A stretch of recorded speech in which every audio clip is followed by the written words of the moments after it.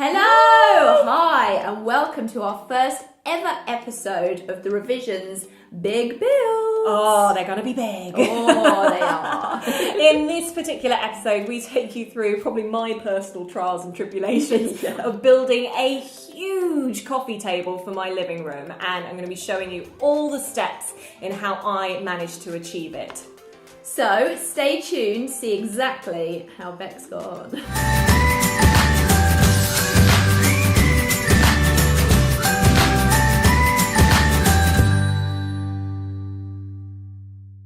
So, Bex, you have to tell me, why did you decide to take on such a mammoth task? I know. Well, I have been searching high and low for a square coffee table that fits my lounge. Okay. My lounge is rather big, very lucky to have that. And I've struggled to get a carpet or a rug to fit it in the right way, and rectangular ones just didn't work. And I thought to finish the room off, it would look great with a big square coffee table. Okay. Yeah, so I basically decided to take you guys along for the ride with this because myself and my husband, who's had to be my sort of handy Andy on this. Oh, good. Everyone needs a handy Andy, don't they? Yeah, we have thought through lots of different ways to do this, and hopefully this will inspire you guys to try and give a big build a go yourself as well.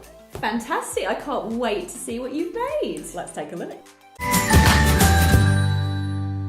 Hi guys, so I just wanted to show you today and over the next few days something quite large that I'm revisioning, or in fact starting from scratch. I'm going to be building a big square coffee table for my lounge, and I'm going to show you why.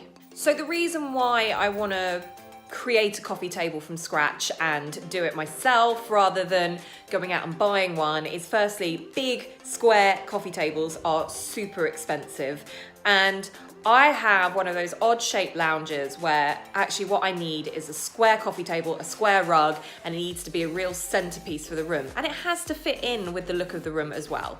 So you can kind of see in the room, I've got Farrow & Ball downpipe on not only the walls, but on the shelves as well. That took a long time to paint. We've gone all the way up to the ceiling. I've got bright pops of colour everywhere. And the thing that I need to decorate is this coffee table and create it. And this gives you a little bit of a better view. So that's my old coffee table. This is the new rug.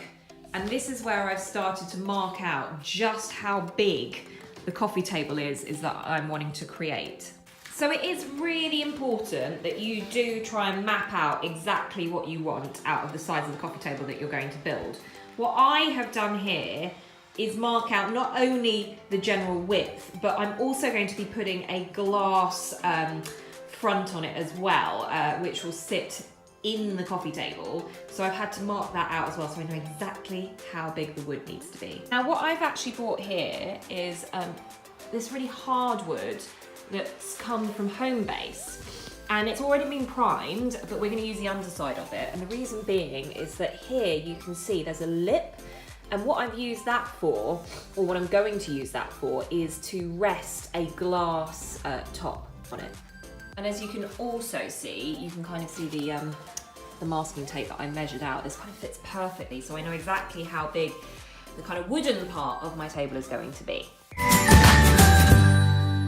Now the next thing you want to do with this piece of wood is mark out from corner to top a 45-degree angle so that you can cut it and join all four pieces of wood together. This is the big scary bit. The next thing you need to do is get a chop saw, if you have one like this, and you're going to need to cut a 45-degree angle into the wood, just like you see here, because this is how it's all going to join together. And you do that on both sides.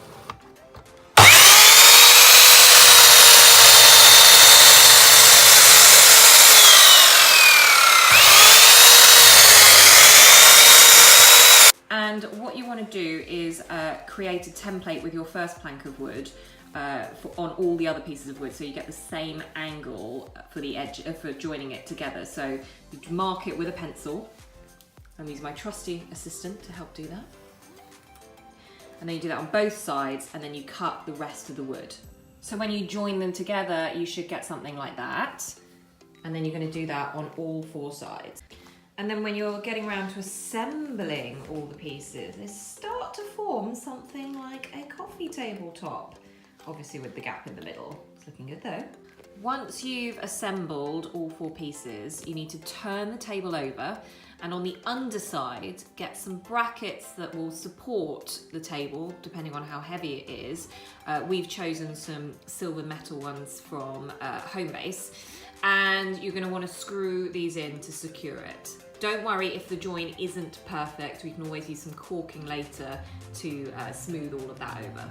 Hopefully now you can see kind of what this coffee table is going to look like. It's a little bit wobbly, we're going to have to fix that. But you can see this is the top, we're going to have to paint that, we're going to have to put some shelves underneath so we can put some coffee table books in it, and then some glass is going to sit on top. But as a first go of attaching all this together, we did an alright job.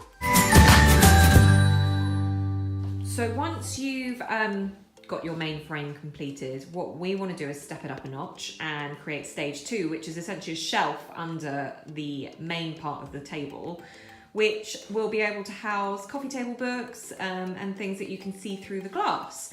So to do that, you need this. You need 2 bits of wood that just kind of sit on either side.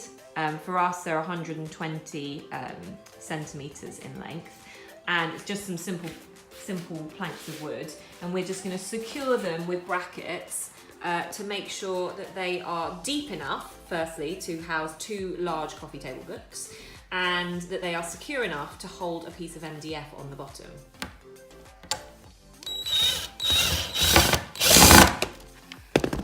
So now that you've got your 2 side supports secure, and you have to really make sure they're secure with those brackets, the next thing to do is get your 2 big bits of MDF, which will be the same size as the bottom of the coffee table.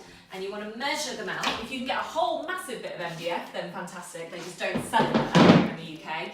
And you place it together, and what you want to do is just measure to make sure it's all flush on the sides, cut it to the right size, and then put a support bracket in as well, just to make sure it doesn't bow if it's having too many heavy books on it. And when that's all attached, you should end up with something that looks a bit like this. It is humongous, but it's definitely going to be a statement coffee table. Now, before we've started to paint, which is obviously the next stage, what I've done here is just do some caulking on the gaps on the corners just to fill that in. I'm going to have to sand it with some really fine sanding paper, and then it's the fun bit, the painting. This coffee table, we've gone with Farrow & Ball's downpipe. The reason being is that all of our walls and our cupboards are painted this colour, and we want to keep the coffee table in unison. So it looks pretty dark, but it looks beautiful as well.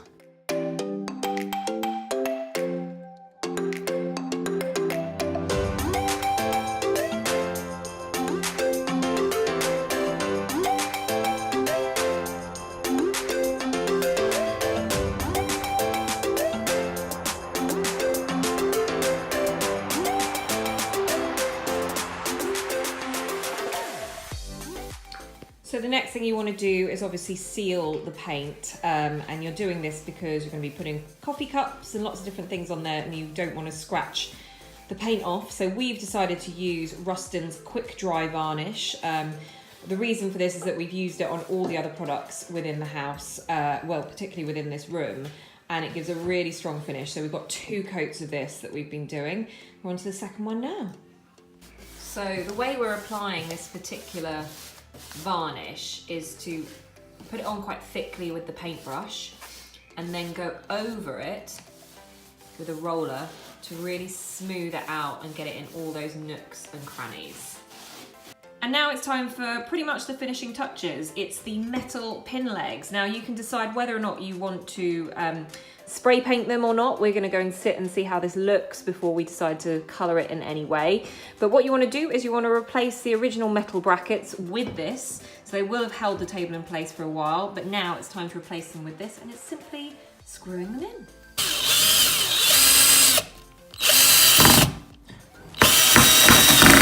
OMG.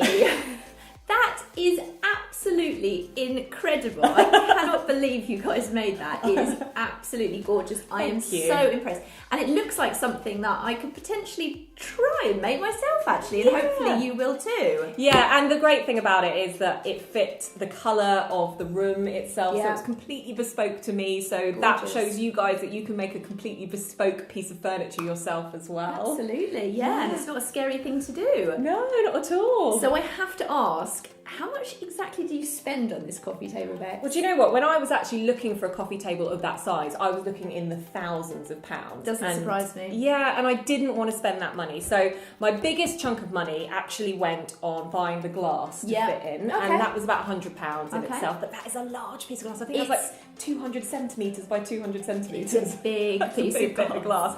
But the rest of it was kind of fairly cheap. So the wood, everything like that, just, yeah, it was basically about another £100. So £200 in total for that. I think you pay a lot more elsewhere. Oh my god, you Sure. totally would. This is a bespoke piece, so yeah, I'm totally impressed. I Yeah. want to make one. Oh, and a thrifty finds as well. Everything I decorated in the middle of it, as you will see in a bit, is all stuff from car boot sales as well. So get Stop my it. thrifty hat on there. I love it. Well done. Thanks.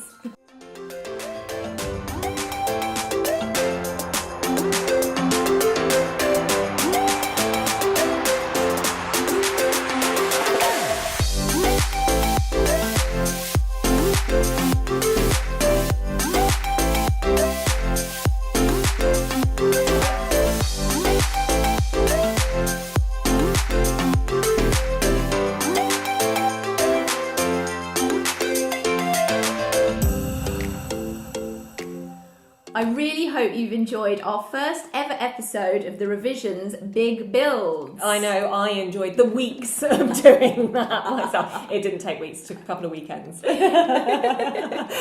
if you guys enjoyed this video and you want to see more, then please leave us a comment. We'd love to hear from you. And if you liked it in particular, then please give it a thumbs up. But most importantly, please do subscribe to our channel. We've got loads of new series that are coming your way, as well as the IKEA hacks that are already out on our channel already, and much more to come. But for now, we'll see you soon.